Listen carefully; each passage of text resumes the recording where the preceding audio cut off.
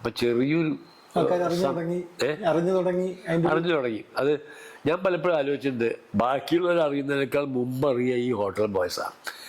കാരണം എന്ന് വെച്ചാൽ ഈ ഒരു പണിയൊക്കെ കഴിഞ്ഞിട്ട് ഏറ്റവും അവസാനം എല്ലാം ക്ലീൻ ചെയ്ത് പോയി കിടക്കാൻ പോകുന്നത് ഈ ഹോട്ടൽ ബോയ്സാണ്. ആദ്യം മെഡിക്കും ചെയ്തിട്ട് മിക്കവാറും ഇവരിൻ്റെ ആയിരിക്കും. അപ്പോൾ ഇതിൻ്റെ ഇടയ്ക്കുള്ള സമയം പോയി കിടന്നു കഴിഞ്ഞാൽ ഇവർക്കൊന്നും സൗകര്യം ഉണ്ടാവില്ല കിടക്കാനൊക്കെ, കൊതുകടി കൊണ്ട് കിടക്കണം.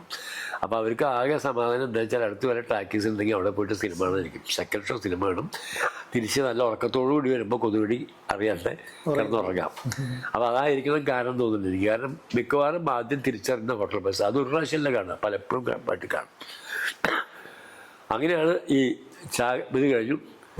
അപ്പം പിന്നെ കയ്യിൽ നിന്ന് കുറച്ച് കാശ് നഷ്ടപ്പെട്ടു പോയിട്ടുണ്ട്. അതിനെന്തൊരു വഴി നോക്കണം എന്ന് വെച്ചാൽ അപ്പോൾ നമ്മുടെ ഐഡിയാസൊക്കെ കുറച്ച് ആദർശങ്ങളൊക്കെ കുറച്ച് സ്വല്പം മാറ്റി വെച്ചിട്ട് ഒരു വേറെ സിനിമ, ഒരു ജനപ്രിയ സിനിമ എന്നല്ല നമ്മൾ പറഞ്ഞ, അങ്ങനത്തെ കമേഴ്സ്യൽ മൂവി എടുക്കാൻ തീരുമാനിച്ചു. അന്നത്തെ ഒരു കമേഴ്സ്യൽ മൂവിയുടെ ഹിറ്റ് ഡയറക്ടറായിട്ടുള്ളത് പി ജി വിശ്വംഭരനാണ്. അങ്ങനെ പി ജി വിശ്വംഭരനെ പോയി കണ്ടു.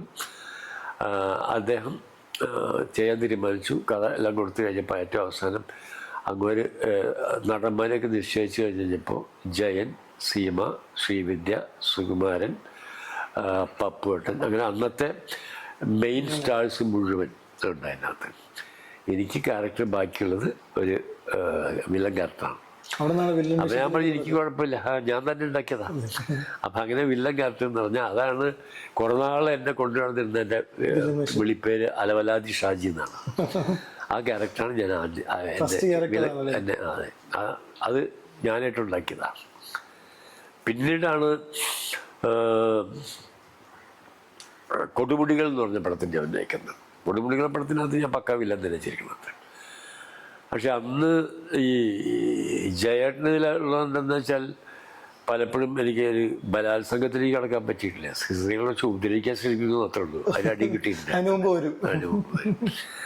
അതേ സമയത്ത് കൊടുമുടികൾ എന്ന് കഴിഞ്ഞപ്പോൾ ജയഭാരതിയാണ് എൻ്റെ പേരായിട്ട് വന്നത്. അപ്പോൾ വേറെയും ഒരു കുറച്ച് ആൾക്കാരുണ്ട്. ഞാൻ ഇപ്പോൾ ചില ആൾക്കാരുടെ പേരൊന്നും ഇപ്പോൾ പറയാൻ ഉദ്ദേശിക്കുന്നത്.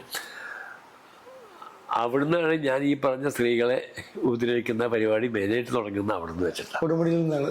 അതെ, അപ്പോൾ അവരുടെ മുമ്പിൽ ഞാൻ നിന്നപ്പോൾ ഞാനിങ്ങനെ എനിക്ക് പരിചയമില്ലാത്ത പണിയാണ്, ഒന്ന് ഭയപ്പെട്ടു. അപ്പോൾ അവർ പറഞ്ഞ് എന്നെ സാർ അങ്ങെപ്പൊടി ഇങ്ങെപ്പൊടി എന്നൊക്കെ പറഞ്ഞ് അവരെനിക്ക് ഒരു ഗുരുവായിട്ട് നിന്നു. പിന്നെ തിരിഞ്ഞു നോക്കേണ്ടി വന്നിട്ടില്ല. പിന്നെ ഇത് എൻ്റെ ഇഷ്ടം പോലെ.